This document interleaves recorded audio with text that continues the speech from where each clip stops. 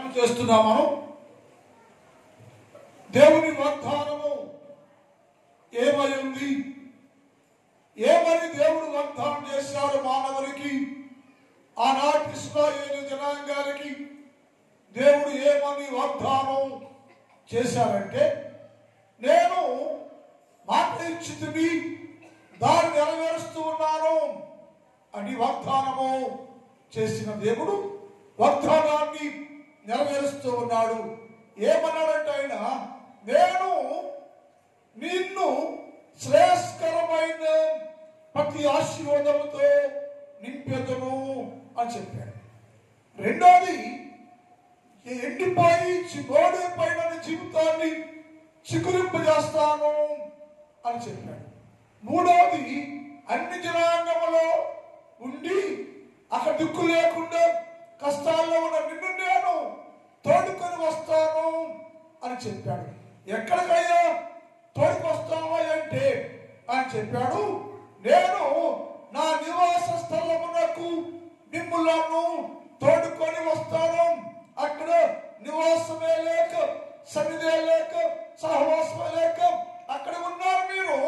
అక్కడ నుంచి నేను మిమ్ములను నా సన్నిధికి, అనగా నేను నివాసము ఉండే చోటికి మిమ్ములను తోడుకొని వస్తాను అని చెప్పారు. రెండోది, ఎందుకంటే నేను ఎక్కడ వస్తానంటే వెలుగులోకి తీసుకొస్తాను అని చెప్పాడు.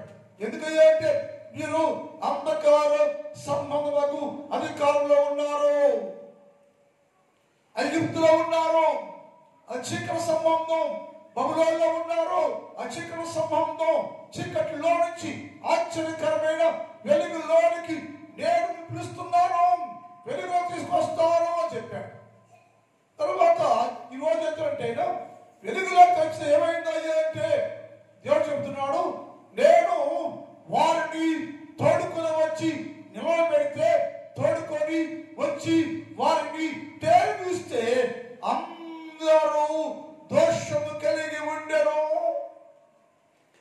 తోడుకొచ్చే జనం ఉండాలి, తోడుకు రాబట్టే జనంగా ఉండాలి. ఇప్పుడు అందరూ వెలుగులో వచ్చినాక వెలుగులో ఒక్కసారి అందరూ చూస్తే అందరూ దోషము కలిగిన వారిగా ఉండెను, దోషము కలిగిన వారిగా ఉండెను. వారు చూసాడు, దేవుడు అన్నాడు, అయ్యో ఇంత దోషం ఉందా మీకు? ఎక్కడ దోషం, ఎలా వచ్చి దోషం అంటే ఆయన చెప్పాడు, అక్కడ ఉన్నప్పుడు మీరందరూ మీ చేతులతో విగ్రహాలు చేశారు, మీ చేతితో విగ్రహాన్ని పూజించారు, మీ చేతులతో విగ్రహాన్ని నమస్కారం చేశారు. పాపం సమాధానంగా దేవుడికి ఇష్టము లేని వాటిని మీరు ఆ స్థలములో తాకారు కనుక మీ దేహము, మీ చేతులు, తోటలు మనిషంతో దోషము కలిగి ఉండెను, దోషుడిగా మార్చబడ్డారు. మీ దోషము నాకు కనపడుతూ ఉంది. ఇలా దోషం కలిగి మీరు పరలోక రాజ్యంలో ప్రవేశించలేరు కదా. ఎవరైనా దోషము కలిగి ఉంటే, మల్లము కలిగి ఉంటే, వాడు విశ్వాసైనా, లోకస్తులైనా, పాస్టర్ గారైనా ఎవరైనా సరే దోషము కలిగి ఉంటే వాడు ఎప్పటికీ దేవుని రాజ్యంలో ప్రవేశించలేరని వాగ్దానం చేస్తూ దేవుడు మాట్లాడుతున్నాడు. కనుక మనం ఎలా ఉంటే ఏ దోషము లేని వాడు, దోషము పైన ఉంటుంది, పైన ఉంటుంది. దోషం ఎక్కడుందంటే దోషం పై భావం కనిపిస్తుంది. బైబిల్లో దావీదు అన్నాడు, అయ్యో నేను దోషముతో ఉన్నానయ్యా, నా దోషము నా మీద చాలా బరువుగా ఉందయ్యా, నా దోషము నా మీద చాలా భారంగా ఉందయ్యా, ఆ దోషం వైలేకపోతున్నా, నా దోషం నా మీద చాలా చాలా బరువుగా ఉంది అంటే, దోషం అనేది మానవుణ్ణి ఆర్థికంగా పెదవికోకుండా, దోషం అనేది లోకములో మచ్చ కలిగిన జీవితము కలిగిన వారిగా, ఆ దోషము నీకు లోకములో చూసిన వారికి ఒక మచ్చ దాటులాగా కనిపిస్తూ ఉంటాయో. అందుకని నేను ఆ దోషాన్ని భరించలేకపోతున్నాను అంటాడు. అసలు నా దోషములు నా తల మీదగా పరుగుచున్నవయ్యా, నా దోషాలు చాలా ఉన్నాయో, అక్కడ దోషమైపోయాను, నా దోషము లెక్క మించి ఉన్నాయో,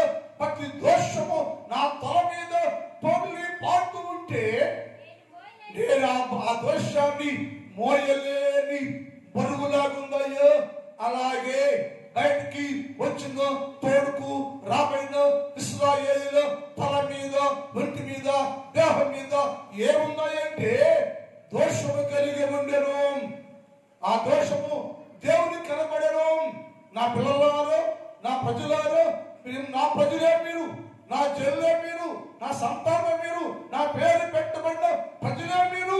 కానీ మీ మీద ఏముందంటే దోషం, పాపం ఉంది. దోషము కలిగి ఉన్నంత కాలం నువ్వు దేవుని బిడ్డవు కాలేవు. దోషము కలిగి ఉంటే పరిశుద్ధ జీవితాన్ని కొనసాగించవు, నువ్వు పాపివే.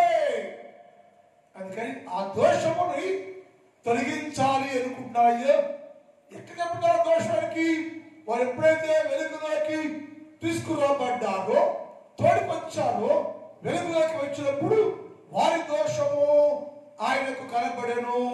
ఆ మాట చూద్దాం. యెహెజ్కేలు గ్రంథం 36:33 చదువుదాం. మీ దోషముల వలన నీకు కలిగిన, మీ దోషము వలన మీకు ఏం కలిగిందంట? అపవిత్రత. అంటే నీ దోషముందే నిన్ను పవిత్రంగా ప్రారంభించే జీవితాన్ని, విశ్వాస జీవితాన్ని పవిత్రంగా ప్రారంభించావు. నువ్వు పవిత్రుడే, పవిత్ర సంతానమే, పవిత్రురాలమే, పవిత్ర సంఘమే. ప్రారంభంలో నువ్వు చాలా పవిత్రంగా విశ్వాస జీవితాన్ని ప్రారంభించావు.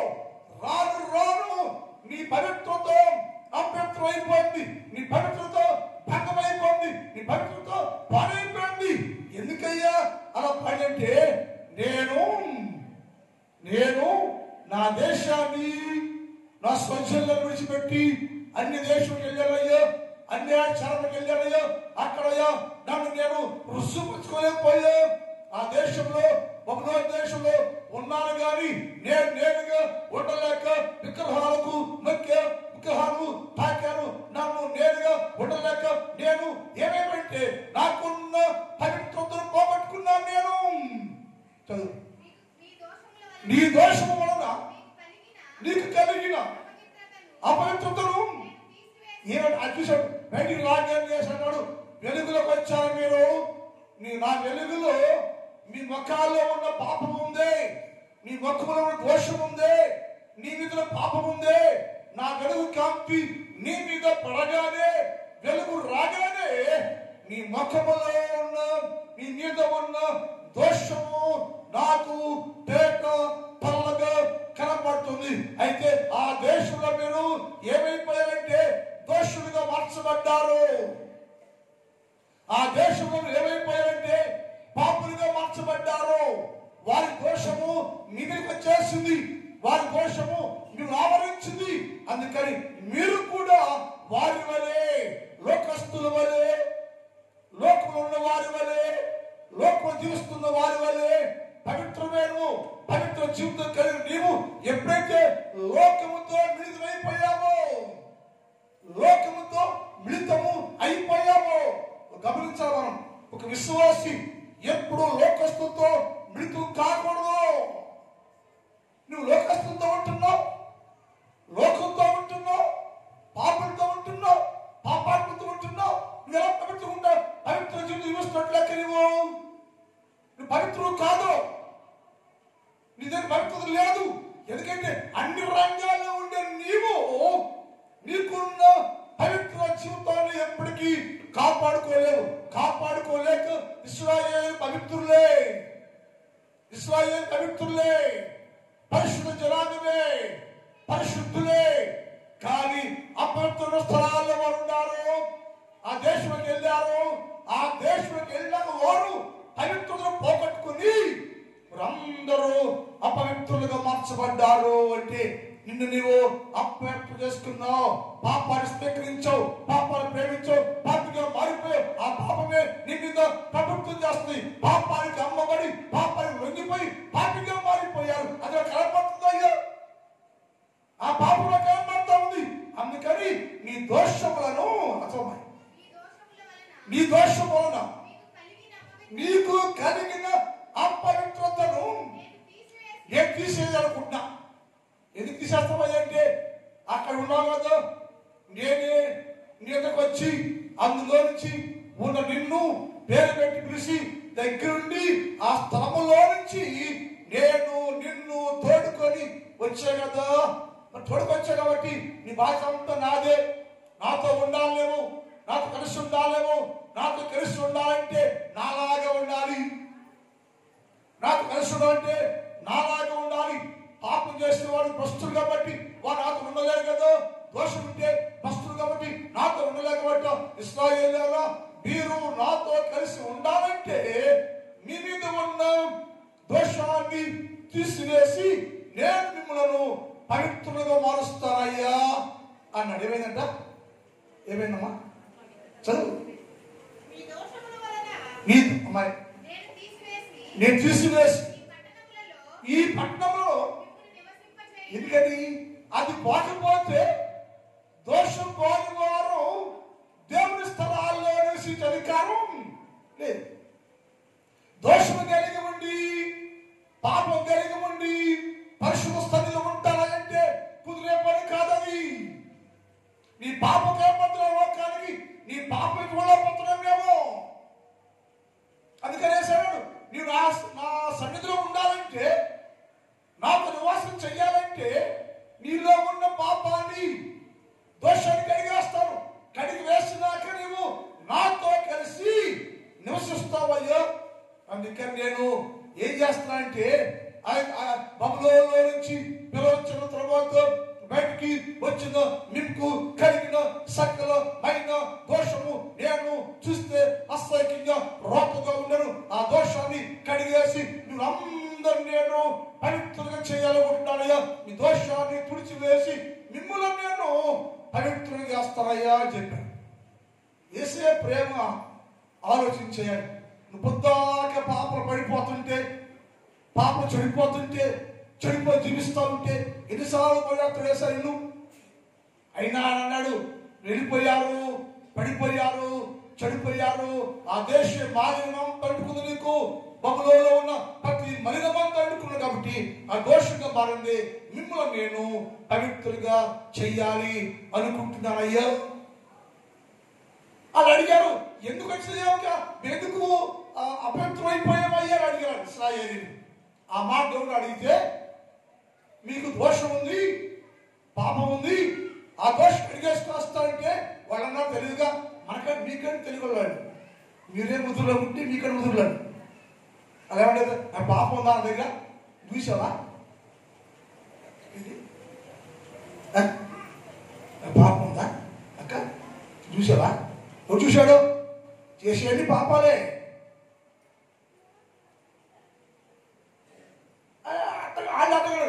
అయ్యో నేను మా దోషం కడిగేస్తున్నా కదా, మా దోషం కడిగేస్తున్నా కదా. అసలు మాది ఎక్కడ దోషం అన్నారు అమ్మాయికి మీకులాగా.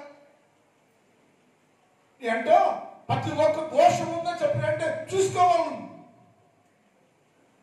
ఎలా ఉన్నా నేను లోనెట్టుంది పైన చూసుకోవాలి. చూసుకోకుండా ఏకంగా నాకేంటా నేనేంటంటో ఆ దానికి తీసేసి ఉన్నానా అనే డైలాగులు వాడుకోకూడదు. నువ్వు సరిపోవు.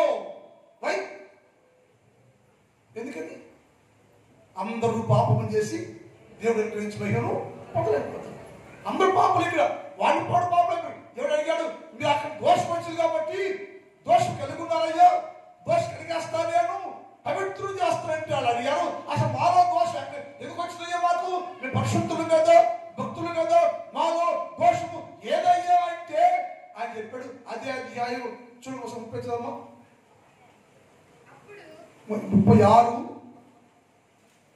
25 పోవునట్లు పైన చదువు, పైన చదువు. నేను అన్ని జనులలో నుంచి తోడుకొని ఆయా దేశంలో నుంచి సమకూర్చి మీ స్వదేశంలోనికి రక్షించదను. మీ అపవిత్రత యావత్తు పోవునట్లు నేను మీ మీద శుద్ధ జలము చల్లి. అడిగారు దేవుడు అడిగారయ్యా, మాకు దోషం రావడానికి కారణం ఏంటయ్యా అడిగారు వాళ్ళు. మాకేం దోషం ఉండే కారణం ఏంటయ్యో? ఎందుకు దోషం మామిడి పడిందయ్యా? ఈ దోషం ఎవడ కోసమయ్యా? దోషాన్ని ఎవడ కోసమయ్యా? అర్థం భాష, అర్థం భాష ఏమంటారు? నీ దోషిని దర్శించుకోకుండా ఏమంటాం మనం? వాళ్ళు అన్నారు, మా మీద దోషారోపణ చేసి ఎవడయ్యా? దోషం ఎవరి కోసమయ్యా? అంటుంటే ఆయన అన్నాడు చదువు, మీరు విగ్రహం వలన మీకు కలిగిన ఎందుకు అపవిత్రమైపోయారు అంటే వాళ్ళు అడిగారు, అయ్యా మేము అపవిత్రము కావటానికి కారణం ఏంటి అయ్యా, దోషము కలిగిన వారికి ఉండే కారణం ఏంటి అయ్యా అని యేసు ప్రభువుని వాళ్ళు అడిగితే దేవుడు అన్నాడు, మీ విగ్రహాలే,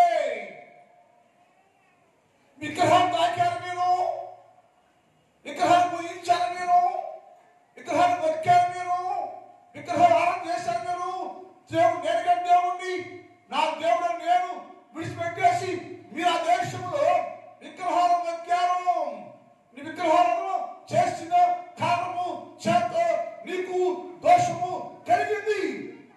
అడిగిన ప్రశ్న ఏంటి, మేము దోషం రావడానికి కారణం ఏంటయ్యా అంటే ఆయన చెప్పాడు, మీ విగ్రహాల వల్లనే. విగ్రహాలు చేశారు కాబట్టి, విగ్రహాలు పెట్టారు కాబట్టి ఆ విగ్రహంలో ఉన్న దోషం అంతా మీకు వచ్చి మీ చేతులు, రేళ్ళు, హృదయము, తనువు, మనస్సు, ఆత్మ అంతా విగ్రహాల వల్ల అందరం అయిపోయింటే దోషులుగా అపవిత్రులైపోయారు. దానికి నేను కడిగేస్తా. ఎలా కడుగుతావయ్యా అక్కడ ఏంటంటే శుద్ధ జలము చదువుతాను మీద నేను. అది కడగాలంటే గత కాలంలో కోడెల రక్తము చేత పాప పరిహారం జరిగేది, ఇప్పుడు అలా కాదట. అని నేను శుద్ధ జలము చదువుతాను, పవిత్ర జలము చదువుతాను మీ మీద. మీరందరూ పవిత్రులుగా కావాలి, పరిశుద్ధులు కావాలి. పవిత్రులు కావాలంటే మీకు కలిగిన దోషము, మీకు కలిగిన పాపము సమస్తము పోయి మీరందరూ పరిపూర్ణమైన పరిశుద్ధులు కావడానికి నేను మీ మీద శుద్ధ జలము చల్లెదను. జకర్యా గ్రంథం 13వ అధ్యాయం 1 చదువుదాం. జకర్యా 13:1. ఆ దినమున పాపమును అపవిత్రతను గమనించండి. ఆ దినమున నేను శుద్ధ జలము జల్లి శుద్ధి చేసే దినమున శుద్ధి చేయడం పురుకున్నాను నేను. ఆ దినమున నీ పాపమును నీ అపవిత్రతను పరిహరించడానికి, నీ పాపాన్ని కడిగేయడానికై, నీ దోషాన్ని కడిగేయడానికై, నీ కలిగిన దోషం, నీకు కలిగిన పాపం, నీవు కలిగిన అపవిత్రతను తీసివేసి కడిగివేసి పరిపూర్ణ పరిశుద్ధిగా చేయుటకు దావీదు సంతతి వారి కోసం, యెరూషలేము అంటే దావీదు సంతతి వారి మీద పాపం ఉంది, యెరూషలేము వాసుల మీద పాపం ఉంది. దావీదు సంతతి వారిలోను యెరూషలేము సంతతి వారిలోను ఉన్నవి పాప దోషాలు కడిగేయడానికి నేను ఏంటంట ఒక ఓట తెస్తున్నాను నేను. మీ పాపాలు కడిగేయడానికి, మీ దోషాలు కడిగేయడానికి ఇశ్రాయేలు వారిని, యోధా వారిని, క్రైస్తవులను, సకల ప్రజలందరికీ కలిగిన సకలమైన దోషమును పాపమును తీసివేసి కడిగివేసి ఇది పరిపూర్ణంగా శుద్ధి చేయడానికి నేను అందరి కోసము ఓట ఒకటి తీయబడును. ఆ ఓట ప్రయత్నిస్తాను నేను. ఆ ఓట వచ్చి నీ మీద రక్త పోషణ చేస్తుంటే, ఆ ఓట వచ్చి శుద్ధ జలం జరుగుతూ ఉంటే, ఆ ఓట వచ్చి ఏం చేస్తాయంటే నీకు కలిగిన అపవిత్రులు యావత్తు తీసివేసి పరిపూర్ణ శుద్ధులుగా అయిపోతుంది. పరిపూర్ణ శుద్ధీకరణ కావాలి. పరిపూర్ణ శుద్ధీకరణ కావాలంటే పరిపూర్ణ శుద్ధులుగా మార్చబడటానికి యేసయ్య దేవుడు అన్నాడు, నేను యోధా వారి కోసం, ఇశ్రాయేలు వారి కోసం, అందరూ కలిగిన ప్రతి పాప దోషాన్ని కడిగేయడానికి ఒక ఓటను పైకి తీస్తున్నాను. ఆ ఓట మీ అందరి పాపములను కడిగి పరిపూర్ణ పరిశుద్ధులుగా మార్చునుగాక. మీకోసమే ఒక కొత్త ఓటను తెస్తున్నాను. ఆ ఓట పేరే యేసు క్రీస్తు ప్రభుల వారు. ఆ ఓటే నీకోసం రక్తము చిందించి రక్తాన్ని కార్చి నీ పాప దోషాన్ని కలవని సమస్త పాపను కడిగివేసి నిన్ను పరిపూర్ణ చేసే ఓట ఏదో అంటే యేసు క్రీస్తు ప్రభు రక్తం, యేసు ప్రభుల వారు. ఆ ఓట వచ్చి నీకు కలిగిన సకల పాప దోషాలు కడిగివేయాలి. క్రైస్తవుడు పాపిగానే ఉంటూ, పాపంలోనే ఉంటూ, దోషంతోనే ఉంటూ, క్రైస్తవుడుగా ఉంటే ఎప్పటికీ పరిశుద్ధులు కాలేవు. ఆలోచించాలి. నువ్వు ఎలా జీవిస్తున్నావు, నువ్వు ఎలా బతుకుతున్నావు, నువ్వు నీ జీవితం ఏంటి? మార్చబడ్డావా? మారలేదా? ఒకళ్ళు మార్చబడితే లోకంలోకి వెళ్ళిపోయావా? విగ్రహాన్ని నొక్కావా? పాపాన్ని తాకావా? పాపంతో ఉన్నావా? దానివల్ల నీ దోషం వచ్చిందో? పాపం కనబడతా ఉందో? అయితే నీలో ఉన్న పాపం యేసుకి కనబడతా ఉంది. నీ దోషం యేసుకి కనబడతా ఉంది. ఆ దోషాన్ని కప్పుకుంటూ, ఆ పాపాన్ని కప్పుకుంటూ పరిశుద్ధులుగా యాక్షన్ చేయదు. నువ్వు పరిశుద్ధులుగా నటించొద్దు. నువ్వు రిజల్ క్రిస్టియన్స్ గా ఉండాలి. వరుస క్రిస్టియన్ గా ఉండాలి. క్రీస్తు యేసు కొరకు హత సాక్షి మారాలి. నువ్వు అంటే నీలో లోపల ఇంటర్నల్ లైఫ్, ఎక్స్టర్నల్ లైఫ్, లోన బయట ఎక్కడ దోషం పాపం కనపడకూడదు. అప్పుడు నిన్ను పవిత్రురాలు అనే కన్యక అంటారు.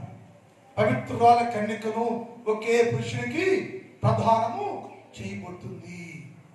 అందుకోసం నీకు ఏం కావాలంటే శుద్ధీకరణ కావాలి. శుద్ధి చేయబడాలి. పాపం ఉంది, దోషం అక్కడ అన్నమాట. ఆ దినమున వారి పాపములను తుడిచివేయటానికి నేను ఓటను తీసుకొని వస్తున్నా. పాపం ఎక్కడమయ్యా అంటే యెరూషలేము కుమార్తె అంటారంట. అది మాల పాపం అయ్యా. ఏది పాపం అయ్యా? ఎక్కడంటే నీకైనా సకల కల్మషాన్ని నేను కడిగేయటానికి ఓటమోటి తీస్తున్నాను నేను. యెషయా గ్రంథం 4వ అధ్యాయం 4 చదువుదాం. యెషయా 4:4 చదువుదాం. తీర్పు తీర్చు వలను ప్రభువు సియోను కుమార్తెలకున్న సమస్త కల్మషం ఏముందంట మన దగ్గర? మనం ఎవరు అంట? మన ఎవరండి? మన ఎవరు? Thank you. మన ఎవరు? సియోను కుమార్తెలు. మనం సియోను కుమార్తెకి ఏముండాలంట? కల్మషం ఉంటాయి వీలు లేదు, కపటం ఉండడానికి వీలు లేదు, పాపం ఉండడానికి వీలు లేదు.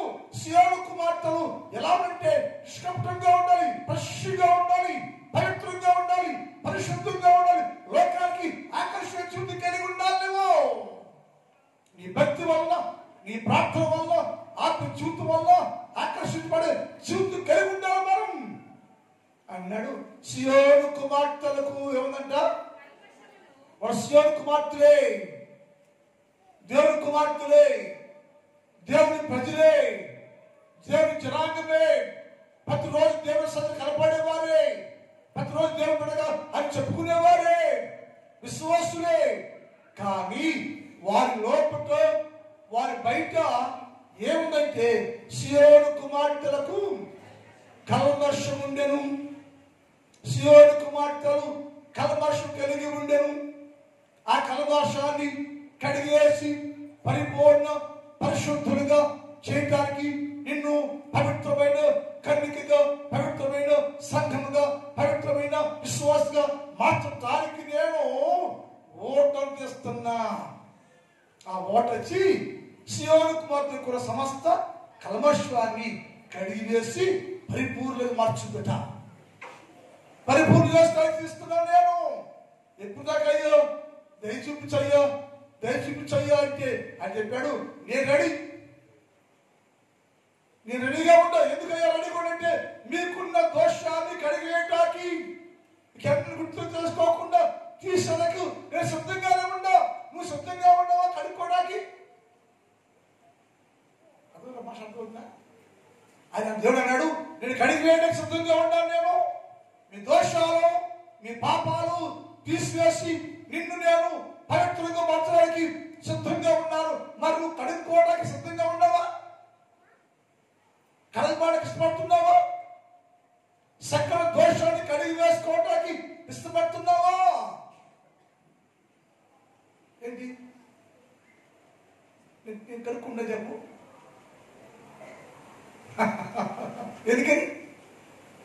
ఎందుకని సగం అయిందయ్యా, నేను అదంతా ఇక్కడ కావాలి కదా.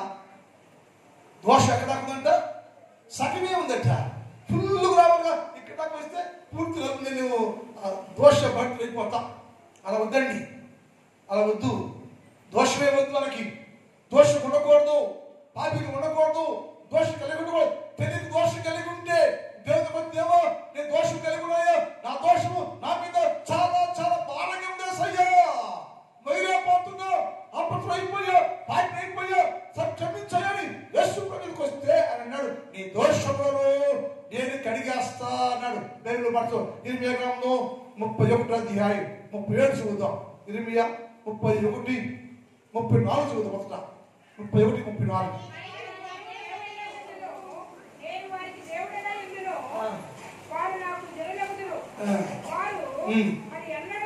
వారు ఎన్నడూ పై చదువు, ఇంకా 33 చదువు.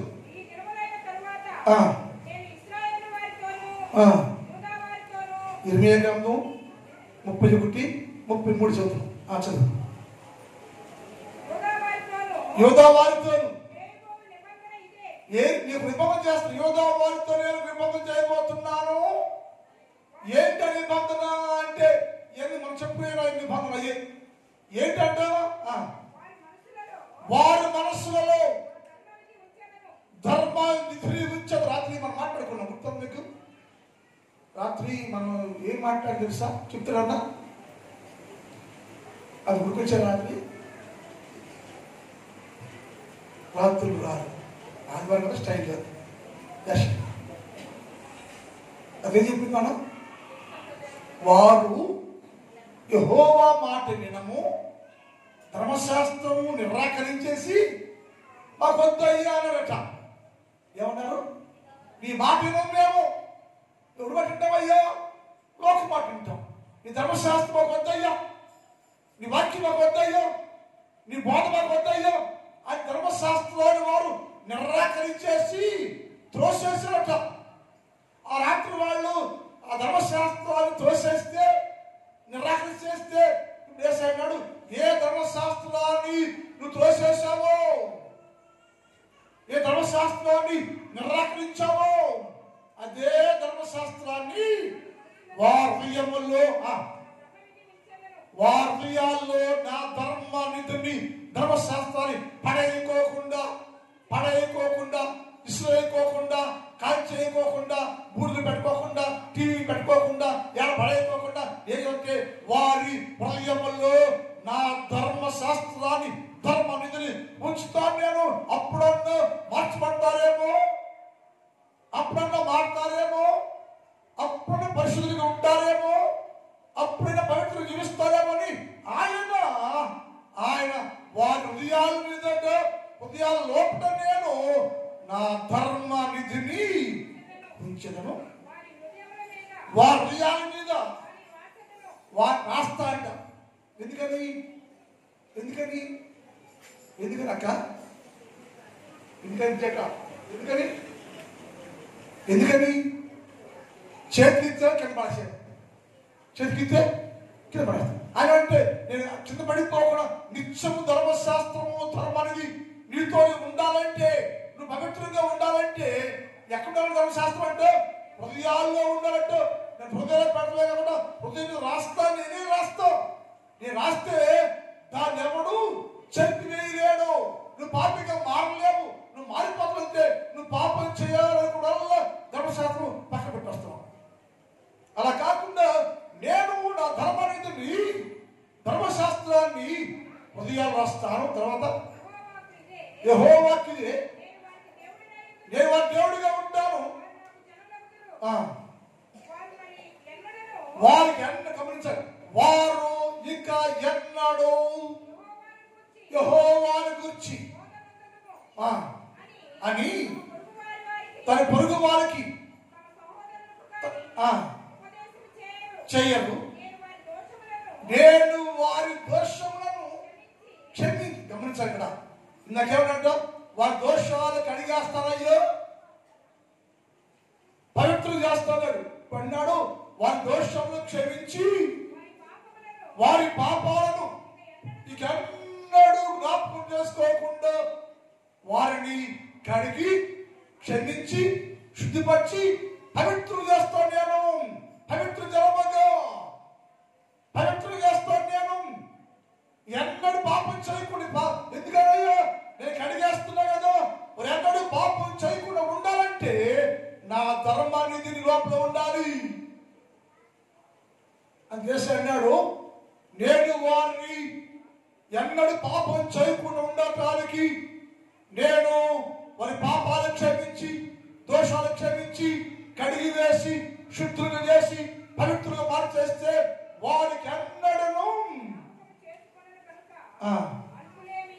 అల్పులేమి గనులేమి అందరూ నన్ను ఎప్పుడైతే వారు మారారో, ఏంటయ్యా మన పాపులు కదా, బబులోను ఉన్న వాళ్లే కదా, పాప దోషం కలిగిన వాళ్లే కదా, ఈ బబులోను ఉన్న పాపులు ఎంత పరిశుద్ధులుగా ఎలా మారిపోయారని అన్ని జనులు నిన్ను చూసి చెప్పుకుంటారట.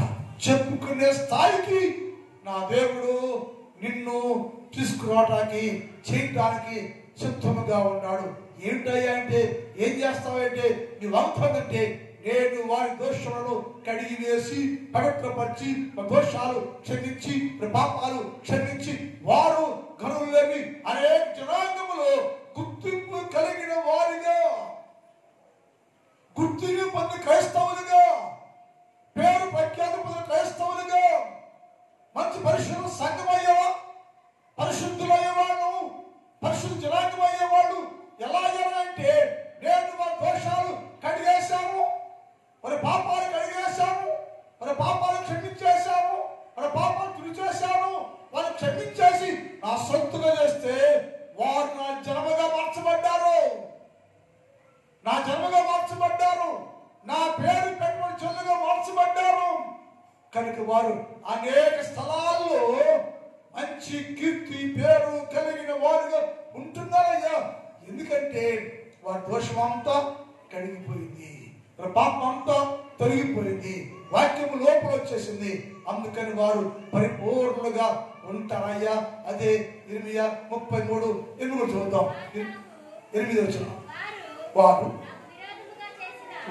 నాకు విరోధంగా దోషం చేశారు. ఇప్పుడు బబులోనికి వెళ్ళిన వాళ్ళు ఎవరు?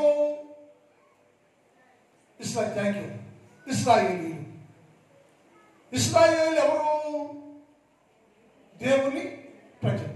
ఆడికి వెళ్ళాక మీరు దేవుని ప్రజలని, ఈ ఆహారం తినకూడదు, ఈ నీళ్ళు తాగకూడదు, ఇలా ఉండకూడదు అనుకోవాలిగా, అనుకోవాలేదా? దాని అనుకోలేదా? దానిలో ఏమన్నాడు? ఎవరు ఉండాలి లేకపోయినా సరే ఆ భోజనం తినను నేను, ఆ పానం చేయి నేను, మీ ఆహారం భుజించను నేను అన్నాడు. ఎందుకని? అక్కడ ఎవరు లేరు, ఒక్కడే ఉన్నాడు. ఊరుగాడు ఊరు, దేశం దేశం, ఆ దేశం అన్నాడు నేను నా భోజనమే తింటానయ్యో, మీ భోజనం తినను అన్నాడు. అంటే వాళ్ళు ఏం గ్రహించారంటే నేను యూదా జాతి నాది, నాకు దేవుడు ఉన్నాడు, ఆయన పేరు యెహోవా, ఆయన పరిశుద్ధుడు పవిత్రుడు, కనుక ఆయన విరోధంగా నేను ఏ పాపము చేయలేను, చేయకూడదు, ఆహారం తినయ్యా అని చెప్పాడు. అన్నాడు మీరు బబులోనులోకి వెళ్ళి నాకు విరోధంగా పాపం చేశారు. ఏంటి విరోధంగా పాపం అంటే మొక్కకూడని విగ్రహాన్ని మొక్కారు, విగ్రహాన్ని పూజించారు, విరోధంగా పాపం చేశారు. అప్పుడు చెప్తా వాక్యం, వారు నాకు విరోధం చేసిన పాప దోషం వారి మీద నిలిచి ఉండకుండా వారు నాకు విరోధంగా చేసిన పాపం ఉందే, దోషం ఉందే, వారి మీద ఉంటే చచ్చిపోతారు. ఆ చచ్చిపోవటము నాకేమాత్రం ఇష్టం కాదు. వారి మీద నాకు విరోధంగా చేసిన పాప దోషాలు వారి మీద నిలిచి ఉండకుండా, నిలవనియకుండా, వారి మీద ఏమాత్రము హాని చేయకుండా వారిని నేను పవిత్రపరుస్తున్నా. హల్లెలూయా, హల్లెలూయా. పవిత్రత అంటే వెళ్ళి చెప్పరా? అపవిత్రము చెబుతారా? చెప్పా హల్లెలూయా, హల్లెలూయా. యేసయ్య ప్రేమది, ఆ ప్రేమ ఏమంటే చీప్గా ఉంది. యేసయ్య మనం చూసే మన మీద చూపించే ప్రేమను చీపుగా చూస్తున్నాం మనం. అట్లా అంటాడు ఆయన. ఎన్నిసార్లు పాపం చేసినా రోజు అంటాడుగా కడిగేస్తా అన్నాడు. వచ్చాడు, చచ్చాడు, ఏం చేశాడు, ఆ పళ్ళు వస్తాడు, మళ్ళీ చచ్చిపోతాడు అనుకుంటుంది. అప్పటి నుంచి ఆయన ప్రేమను గుర్తించట్లేమో. నేను ప్రేమిస్తున్నా, హృదయంపూర్వక నేను ప్రేమిస్తున్న ప్రియుడిని గుర్తించలేకపోతున్నావు నీవు అన్నాడు. నీ పాప దోషము నీ మీద నిలిచి ఉంటే ఎప్పటికీ పాపివే నువ్వు. నీ పాప దోషములు నీకు ఎలాగ ఉంటే అనేకులకి నువ్వు ఎలాంటి పాపిగానే కనపడతావు. నీ పాపము కనపడకూడదు, దోషము కనపడకూడదు, నీ పాపి అనే పేరు నీకు రావడానికి వీల్లేదు. అది పోవాలంటే నీ మీద ఉన్న పాపాన్ని ఏం చేస్తాడ, నిలవకుండా దానిని నేను పవిత్రంగా చేస్తా, పరిశుద్ధిగా మారుస్తూ శుద్ధి చేస్తాను నేను. ఆయన వాగ్దానం. అయ్యా ఏంటికయ్యా వాగ్దానం అంటే, నేను వారికి కలిగిన సకలమైన దోషాన్ని శుద్ధిపరుస్తానయ్యా. నా ప్రజలే కదా, నా జల్లే కదా, నా ప్రజలే పడిపోయారు, జారిపోయారు తండ్రిని కాబట్టి క్షమించాలి, క్షమిస్తా. వారి పాపం నాకు కనపడుతుంది. ఏ పాపం వారి మీద ఉందో అది వారి మీదే చల్లకాలం చిరకాలం వారి మీద పాప దోషం నిలిచి ఉండకుండా నేను నా యొక్క రక్తముతోటి వారి పాపాన్ని కడిగి వేస్తా. వారి రక్తంతో వారి పాపాన్ని కడిగి వేస్తా. ఎన్నడూ కనపడకుండా. రోమపత్రిక 11వ అధ్యాయం 26, 27. రోమ 11, 26, 27 చూద్దాం. వారు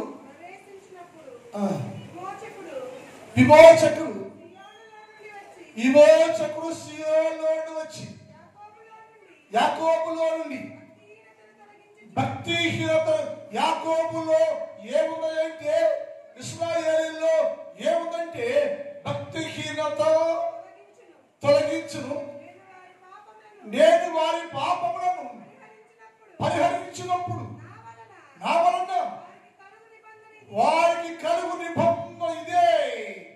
ఏంటయ్యా, నేను వారిని వారి పాపాలను కడిగి వేసి తుడిచివేసి పరిశుద్ధ జనంగా మార్చేస్తానయ్యా. అది నా వాగ్దానం. మాట ఇస్తున్నాను నేను, ఇచ్చాను కాబట్టి ఆ మాట నేను నెరవేరుస్తున్నాను. నేను ఎలాగంటే అందరి మీద ఏముందంటే పాప దోషము ఉంది. ఆ పాప దోషం ఉన్నవాడు పవిత్రుడు కావాలి. పాప దోషం కలిగిన వాడు పరిశుద్ధుడు కావాలి. పాప దోషం ఉన్నవాడు పాపం తొలగించబడాలి. ఆ పాపం తొలగించబడితేనే నువ్వు పరిపూర్ణము, పరిశుద్ధము, పరిశుద్ధ క్రైస్తవ సంఘాన్ని విశ్వాసిని. కనుక నీ మీద ఏ పాపం ప్రభుత్వం చేస్తా ఉందో, ఏ దోషం వ్యక్తి కనపడతా ఉందో దాన్ని నీ మీదే నిలిచి ఉండకుండా నేను దానిని పరిహారం చేస్తా, తుడిచేస్తాను, కడిగేస్తాను, శుద్ధీకరిస్తాను నేను. అందుకే నేను వారిని బయటికి తోడుకు వచ్చాయ్యా. దోషాల్లో ఉన్నవారిని, పాపంలో ఉన్నవారిని, ఆ స్థానంలో మగ్గిపోతున్న వారిని నేను ప్రేమించిన జనాంగంలో పాపం మధ్యలో కాలిపోతుంటే అక్కడిని తొడగొచ్చాయో. ఎందుకంటే వారికి కలిగిన దోషము, కీడు, మల్లము, పాపము అనేది వారి మీద ఏమాత్రం నిలిచి ఉండకుండా నేను వారి దోషాలను కడిగేసి పరిపూర్ణ పరిశుద్ధులుగా మార్చేసి శుద్ధులుగా చెయ్యాలని వారిని తొడగొచ్చాయ్యా. ఏం చేస్తాను తొడగొచ్చంటే అన్నాడు, వారి కలిగిన సకలమైన దోషాన్ని కడిగేస్తున్నాను నేను, పాపాన్ని కడిగేస్తున్నాను నేను. ఎందుకయ్యా అంటే వారు నా స్వజులు, నేను వారి దేవుడు విన్నానని. నేనే వారి దేవుడను. ఆయన ప్రేమ స్వరూపి, ప్రేమ గలవాడు, క్షమించేవాడు, రక్షించేవాడు. ఆయన నా కర్త, నా భర్తని వారందరూ తెలుసుకోవాలని నేను వారు చేరదీసి వారి మీద ఉన్న పాప దోషాన్ని కడిగివేసి పరిపూర్ణ పరిశుద్ధులుగా చేస్తా. ఇంకెన్నడూ ఆ పాపాన్ని నేను జ్ఞాపకము చేసుకోవయ్యా. ఎబ్రీ పత్రిక 10వ అధ్యాయం 17 చూద్దాం.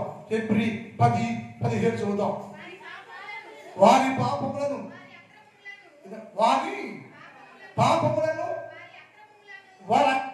గమనించాలి.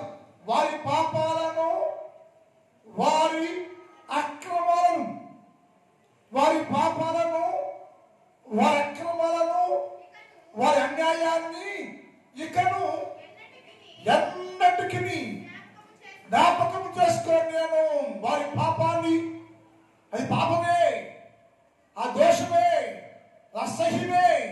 అయితే నేను వారిని ప్రేమిస్తున్నా కాబట్టి వారు నా ప్రజలుగా ఉండాలి, నా కుమారులుగా ఉండాలి, నా కుమార్తెగా ఉండాలి, నా సొంత ప్రజల వాళ్ళు నాలాగా వారు కూడా పరిపూర్ణ పరిశుద్ధులుగా ఉండాలంటే వారి మీద ఉన్న పాప దోషాలు తొలగించేసి, కడిగివేసి, క్షమించేసి, వారు శుద్ధిపరిచి ఇక అన్నటినీ వారి పాపాలను జ్ఞాపకం చేసుకో. అక్కడి వారి పాపములను, వారి అక్రమాలను ఇకను ఎన్నటికి జ్ఞాపకము చేసుకోనము అని ప్రభు చెప్తాడు. ప్రభు ఎవరుంటా చెప్పింది?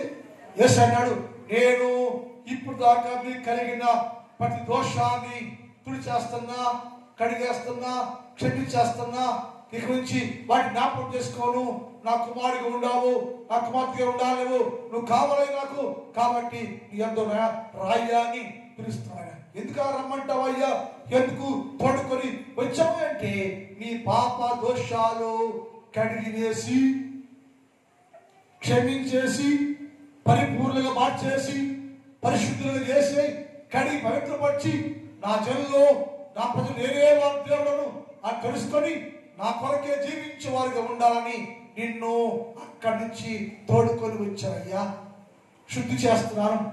ఏ పాపం నీ మీద ఉందో ఆ పాపాన్ని కడిగివేయటానికి నా ప్రియుడు, నా కర్త, నా భర్త అనబడే యేసు క్రీస్తు ప్రభువు వారు నీ కొరకు దిగి వచ్చి, మోటగా వచ్చి, కలవరస్సులో ప్రాణాన్ని పెట్టి, ఎవరో రక్తాన్ని కాచి నీ ప్రతి పాపాన్ని కడిగి నీ పవిత్రంగా మార్చేశాడయ్యా. ఆయన కుమార్తెగా ఉండాలి, ఆయన బిడ్డగా ఉండాలి, ఆయన సజ్జలో ఉండాలి, పరిశుద్ధిగా ఉండాలి. ఇంకా పాపముల రొచ్చులో ఉంటే, పాపంతోనే ఉంటే, పాపం ప్రజలాడుతూ ఉంటే, పాపం మోస్తూ ఉంటే, ఇప్పుడు ఏంటంటే నా ప్రియుడు అని యేసయ్య నీ కొరకు సిలువలో రక్తాన్ని కాచి పిలుస్తున్నాడు. శుద్ధి చేస్తాను నేను, బాగు చేస్తాను నేను, పరిశుద్ధపరుస్తాను నేను, పరిశుద్ధ సంఘం మార్స్తాను నేను, రండి అని నిన్ను లోకములోను, పాపములోను, ప్రస్తుత అంధకారం సంభవముకు అధికారంలో రగిపోతున్న నిన్ను ఆయన తోడుకొని వచ్చి సన్నిధిలో పెట్టాడు. ఇక్కడ ఏమేమో నేను కడగబడాలి, సన్నిధిలో ఉండే నువ్వు కడగబడాలి, చేతులే వాక్యం కడగబడాలి, వాక్యం కడగబడాలి, యేసు రక్తంతో కడగబడాలి. నిన్ను నువ్వు పరిశుద్ధంగా మార్చుకోవాలి, పరిశుద్ధంగా ఉండాలి. పరిశుద్ధులు కాకపోతే ఎప్పటికీ దేవుని రాజ్య సంబంధిగా ఉండే అవకాశం నీకు లేదు. యేసుతో కలిసి నీవు యేసు క్రీస్తు ప్రభువు వారు ఒకే సభలో పెళ్లి బిందులో పెళ్లి మాత్రం నువ్వు ఉండాలంటే నీలో ఉన్న ప్రతి పాప దోషాలు కడిగివేయబడి, మార్చబడి, పరిశుద్ధంగా ఉంటే నా దేవుడు ఎల్ల కాలంతో ఉండను కాక. ప్రార్థన మిగిలిన భాగాన్ని వచ్చి వాగ్దానం చేద్దాం.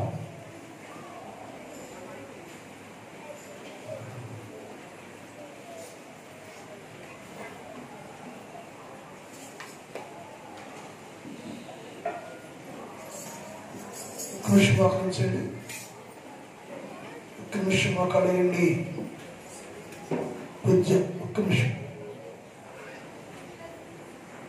చాలాసేపు కూర్చోండి కదా, మొక్కలై ఒక్క నిమిషం మోకరించండి, ఒక్క నిమిషం మోకరించండి, ఒక్క నిమిషం మోకరించండి, ఒక్క నిమిషం. ఇక్కడ దీవించయ్యా, ఆశీర్వదించయ్యా, బలపరిచయ్యా, ఆరోగ్యం ఇవ్వండియా, శుద్ధి చేయ. ప్రార్థన చేసుకోండి, ప్రార్థన చేసుకోండి, ప్రార్థన చేసుకోండి, ప్రార్థన చేసుకోండి, ప్రార్థన చేసుకుని ప్రార్థన చేసుకోమ్మా. అన్న, తమ్ముడు, అక్క, చెల్లి, ప్రార్థన చేసుకో, ప్రార్థన చేసుకోండి, ప్రార్థన చేసుకోమ్మా. ప్రార్థన చేసుకోవాలి, మీరు ప్రార్థన చేసుకోండి. ప్రభుత్వం మాట్లాడండి, ప్రభుత్వం మాట్లాడేసయ్యా, నా మీద దోషం ఉంటే, నా మీద పాపం ఉంటే దోషం కలిగి ఉంటే యేసయ్యా ఇప్పుడే క్షమించయ్యా. క్షమిస్తా అని చెప్పే ప్రభువా, క్షమిస్తున్నా అని చెప్పే కదయ్యా. ఇప్పుడే నీ ముందుకు వచ్చాయ్యా. నేను ప్రార్థన చేస్తున్నా, అడుగుతున్నానయ్యా, నా పాపాన్ని నా దోషాన్ని ఇంకెన్నడూ నాకు కనపడకుండా చేయయ్యా. మార్చయ్యా, శుద్ధి చేయయ్యా, బాగు చేయ. పవిత్రమైన విశ్వాసగా, పవిత్రమైన కన్యకగా మనం చేయి ప్రభువా. పరిశుద్ధపరచయ్యా. ఇప్పుడే నీ కలవరిలో కార్చిన రక్తంతో నన్ను కడుగయ్యా, కడుగయ్యా, శుద్ధి చేయయ్యా, శుద్ధి చేయయ్యా, బాగు చేయయ్యా, బాగు చేయయ్యా. నా ప్రార్థించు, ఆత్మాభిషేకించు, పరిపూర్ణ విశ్వాసం చేయయ్యా. నా దోషాలు, నా పాపాలు ఏది నాకు వద్దయ్యా. నా పాపాల దోషాలు అర్థంగా ఉంటే, నా పాప దోషాలు నాకు అడ్డంగా ఉంటే ఇప్పుడే క్షమించయ్యా, ఇప్పుడే మన్నించయ్యా, పరిశుద్ధపరచయ్యా, నా శుద్ధిగా చేయయ్యా, శుద్ధిగా చేయయ్యా. ఇప్పుడే నాతో మాట్లాడేసయ్యా. క్షమిస్తా చెప్పు కదా, క్షమించిన పరిశుద్ధపరచయ్యని ప్రార్థన చేసుకో, ప్రార్థన చేసుకోండి, ప్రార్థన చేసుకోండి. ఇప్పుడే యేసయ్యా నేను క్షమించి, నేను మన్నించి, నీ మీద ఉన్న సకల పాప దోషాలను కడిగి వేసి ఆయన కుమార్తెగా, ఆయన కుమారుడుగా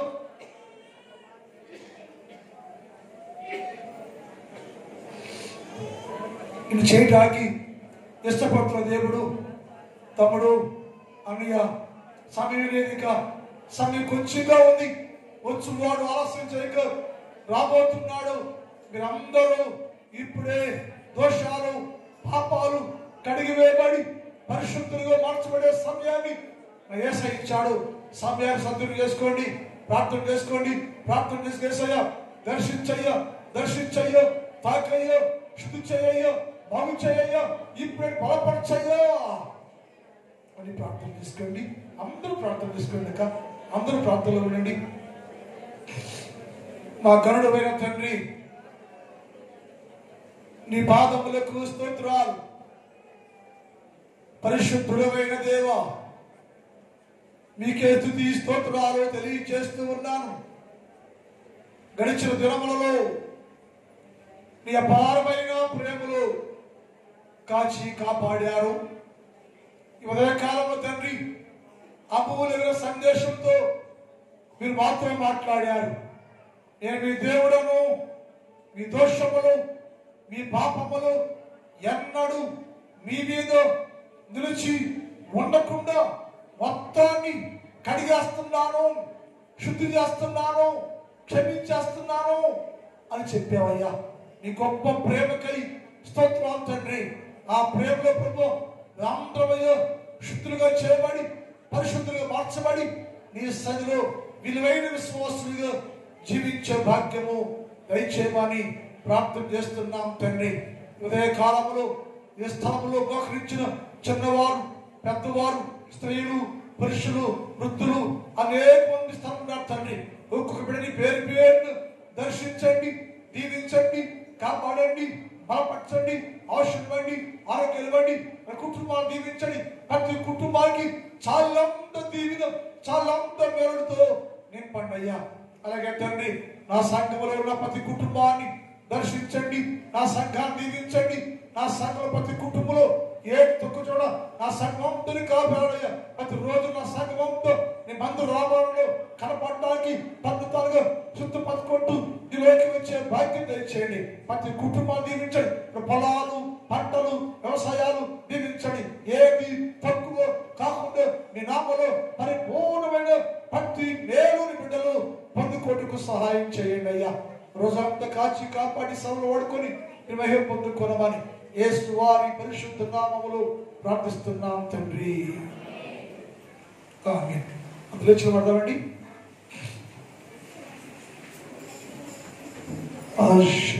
ఆశీర్వాదముల్ మా మీద వర్షింప చేయుమీసా, ఆశతో నమ్మియున్నాను నీ సత్య వాగ్దత్తము. ఈ మాహి కృపలించుము దేవా, కమరా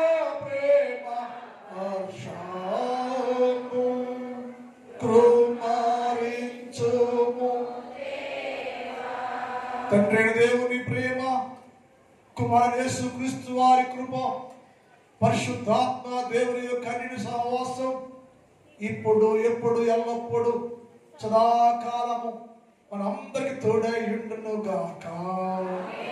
ఆమేన్. హల్లెలూయా, హల్లెలూయా. ఎందుకు వందనాలండి. క్షేమంగా వెళ్ళండి.